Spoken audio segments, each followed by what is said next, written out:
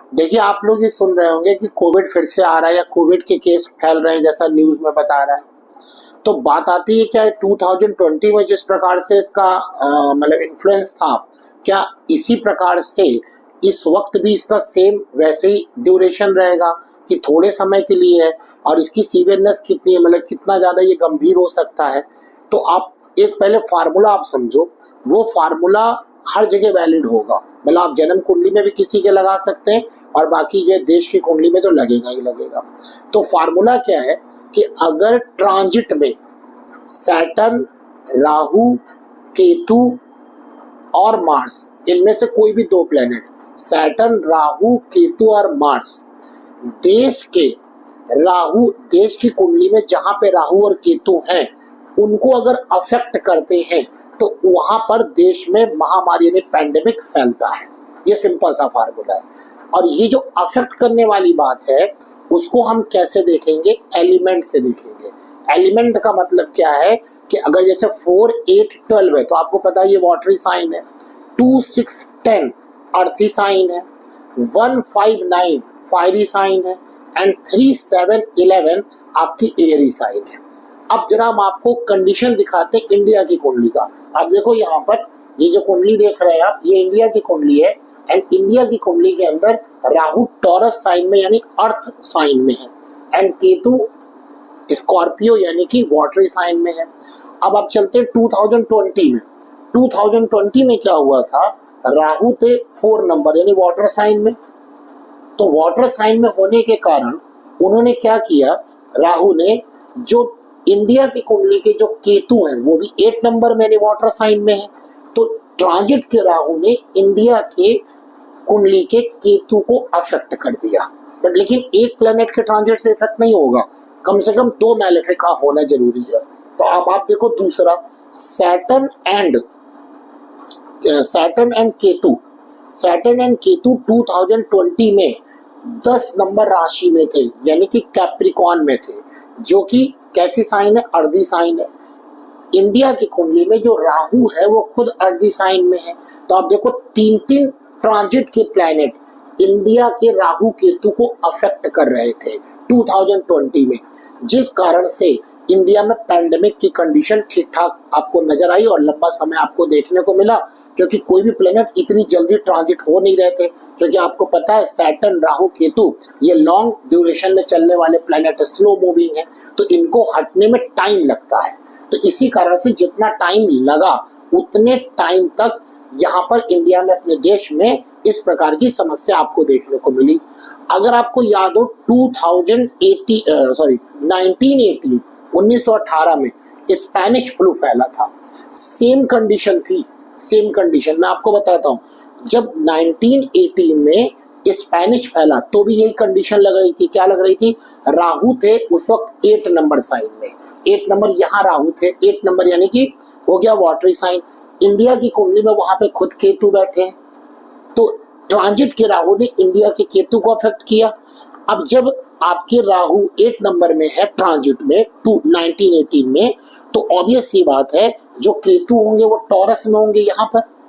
और यहाँ पे इंडिया की कुंडली में कौन बैठ गया? देखिए राहु, यानी कि ट्रांजिट के राहु केतु ने इंडिया के राहु केतु को अफेक्ट किया।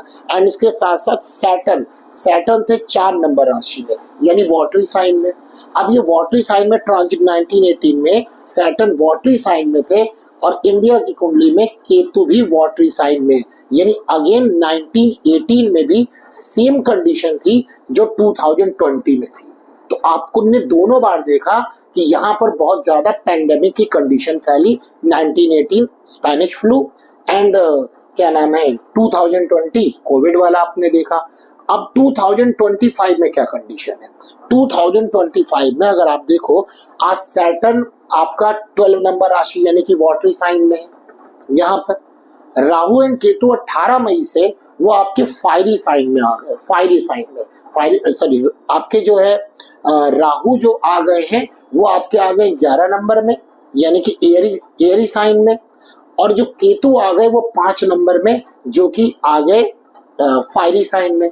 तो आप देखो जो ये राहु केतु एक आ रहा है एरी साइन में, क्या इंडिया की कुंडली में कोई राहु केतु एरी साइन में है? नहीं है।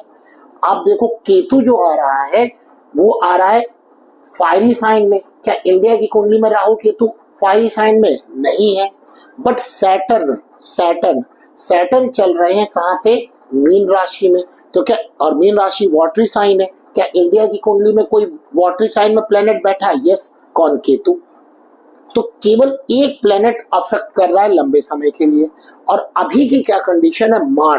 मार्स 4 नंबर में नीच के प्लेनेट होकर के ट्रांजिट कर रहे हैं, जो कि 6 जून या 8 जून के बाद से ये हट जाएंगे। अब जो ये मार्स का जो ट्रांजिट हुआ पड़ा है, मार्स का जो ट्रांजिट हुआ पड़ा है, ये अफेक्ट कर रहा है, यानी कि इधर सैटर्न अभी के और इधर मार्स दोनों वाटरी साइन में चल रहे हैं और वो केतु को अफेक्ट कर रहे हैं, क्योंकि इंडिया की कुंडली में केतु भी वाटरी साइन में है।